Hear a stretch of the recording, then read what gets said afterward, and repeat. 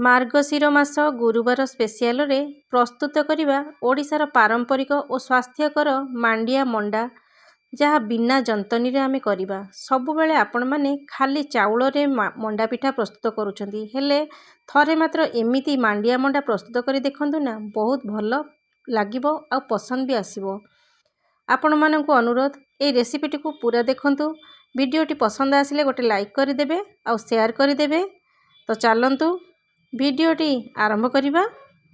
एठी देखंतु मु गोटे प्यान गरम करि नेछि, सेथिरे आमे गुड़ आवश्यक अनुसार देबा। जेहेतु आमर पूरा प्रस्तुत करिबा सेथि पई प्रथमे आमे गुड़ गोटे मु टेला पकाइछि, ताकू टिके मेल्ट होई गला परे आ तार टिके पानी अंश सुखी गला परे सेथिरे आमे नडिया पकाइबा।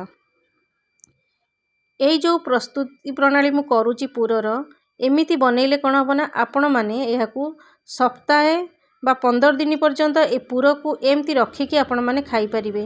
काहेकि ना गुड़र पानी अंशटा सुखी गला परे सेथिरे नडिया पकाइबे आ नडियार मध्य पानी अंश सुखिबो, बहुत भल लागिबो आ रखिकी मध्य खाई परिबे। तो पूरा प्रस्तुति रे मु एथिरे टिके गोलमरीच गुजराती पकाई देउची आ टिके अदा को कोरेकी एमती पकाई देउची। आपण माने चाहिले ए सब को मिसेकी एकाठी कुटिकी मध्य देई परिबे। तो एबे देखंतु ए सब मसला को देले बहुत बढ़िया बास्ना भी आसीबो आ खाइबा को भी बहुत भल लागिबो। तो हमर पुरोटी तो रेडी हो जाइछि। तापर एठी देखंतु एठी मु नेइछि मांडिया चूना गोटे कप मांडिया चूना सहित मु नेइछि चाउल चूना आधा कप। ता माने एठी टोटल मु 1.5 कप रो जिंस नेइछि। मांडिया चूनाटा आपण माने खाइले बहुत हेल्दी होई थाए। मांडिया गोटा मांडिया हो बा चूना मांडिया हो।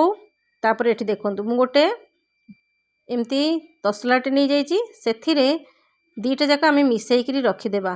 तापर जो बिना जंतनी रे मु कहिथिली केमती करूछि देखंतु। प्रथमे पानी माप करि नेबा। जेहेतु आमे एठी चूना 1.5 कप नेइचे, मांडिया चूना आ चाउल चूना को मिसेइकरी, तो सेही हिसाब रे मु एठी 1.5 कप पानी देई दोउछि।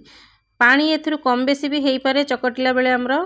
तो एठी ता सहित मु दउछि चीनी जगह रे आपण माने गुड़ मध्य देई परिबे। स्वाद अनुसार लूण पकाई देबा। तापरे एठी मु किछि पान मधुरी को कुटिकिरी देई दोउछि, जहा द्वारा बहुत बढ़िया बास्ना आसीबो। एबे मु एहाकू भल्ल भाबरे टकमक करी फुटाई नेबा। फुटाई देले कोन हबो ना, आउ जेतोला आमे जंतनीटा करिबा एई गरम पानी रे ही करिबा। तो एबे मु सेथिरे टिके घियो मध्य पकाई देउछि। एबे एहाकू आमे फुटिबा पई छाडी देबा। आपण माने वीडियोटी को पूरा देखंतु, देखिले ही आपण माने जानि परिबे रेसिपीटा केते सहज बनैबा पई की। तो देखंतु पानीटा पूरा टकमक करी फुटी गलानी। आउ एठी हमर चूना को मु प्रथमरु तसला रे पकाई नेछि। एथिरे आमे आ किछि भी लूण दबा नाही। स्वाद अनुसार मु सेथिरे सबु पानी रे पकेइकी ताकू गरम करि नेछि, फुटेई नेछि। एबे चाउल चूना आउ मांडिया चूना को एकाठी भल भाबरे मिसेई सारिबा परे ए जो पानी आमे गरम करि रखिजे ताकू अल्प टिके टिके देइकरी आमे मिसाई नेबा। सांगे सांगे ताकू एकाळे के पानी पकेइबेनी। एमिति पकेइबा द्वारा कोन हबो ना, हमर जंतनीटा पतला हे जिवो बा टिके पानी हे जिवो। सेथि पई कि अल्प अल्प पानी देकी करिवे। तो एठी देखंतु मु अल्प अल्प पानी देकी करूची। केते सुंदर भाबरे होउची आपण माने देखि परिवे। तो एठी देखंतु एबे देखंतु अल्प टिके पानी बंची जाइची, मात्र 2-3 चम्मच खंडे पानी बंची जाइची। तो एबे ए जो जंतनीटा हमर करूचे ना, ताकू भल्ल भाबरे आमे तळ ऊपर करिकी मिसाई नेबा। जेहेतु मु गरम पानी देइची, हाथ ताती जीवार संभावना थाए, सेति पई कि मु एमती गोटे पिठा पातिया रे करि नउची। तो एठी देखंतु केते सुंदर भाबरे चिकन होई गलानी। तो मु ताकू घोड़ेई करी आधा घंटा पर्यंत छाड़ी देउची। एठी देखंतु आधा घंटा परे मु आपण माननकु देखाउची। हाथ रे बिल्कुल भी लागू नाही, ता माने हमर जंतनीटा परफेक्ट होईची। तो एबे आमे कोन करबा ना, एठी नडिया पुरो जो आमे प्रस्तुत कर रखिथिले ताकू नै जिबा।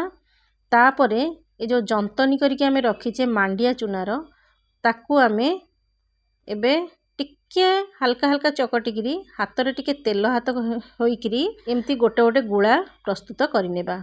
एठी देखंतु এইभଳି ଭାବରେ ଆମେ ତାକୁ ଯେମିତି ଆମର ମଣ୍ଡା ପିଠା ଗଢ଼ା ଯାଇଥାଏ ଠିକ୍ ସେଇଭଳି ଭାବରେ କରିବା। ଏବେ ଦେଖନ୍ତୁ ପୁର ଦେଇକିରି ମଝିରେ ଚାରିପଟରୁ ଧୀରେ ଧୀରେ କରି ତାକୁ ବନ୍ଦ କରିନେବା।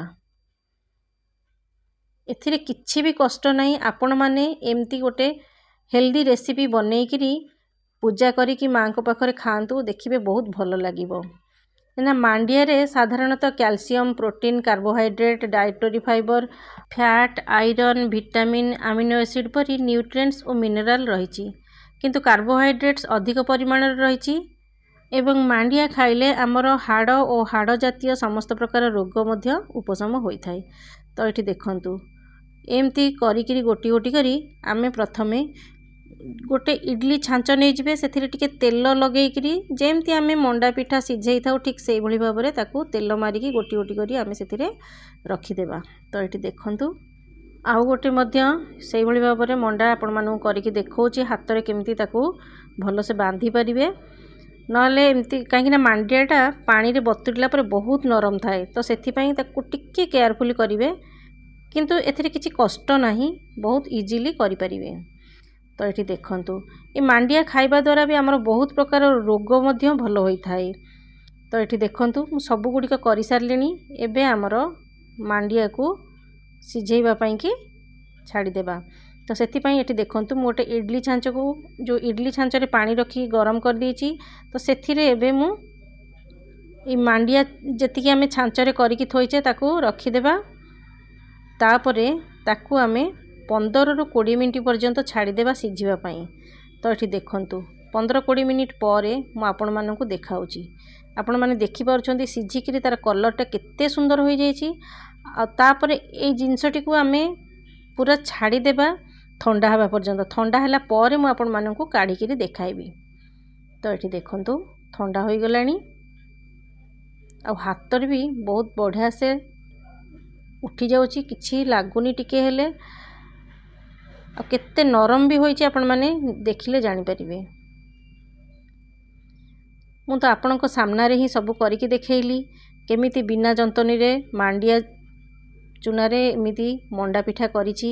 ମା ଲକ୍ଷ୍ମୀଙ୍କ ପାଖରେ ଏଇଭଳି ମାଣ୍ଡିଆ ମଣ୍ଡା ବନାଇ ପୂଜା କରନ୍ତୁ, ଖାଇବାକୁ ବହୁତ ସ୍ୱାଦ ଲାଗିବ ଆଉ ସ୍ୱାସ୍ଥ୍ୟକର ମଧ୍ୟ ରହିବ।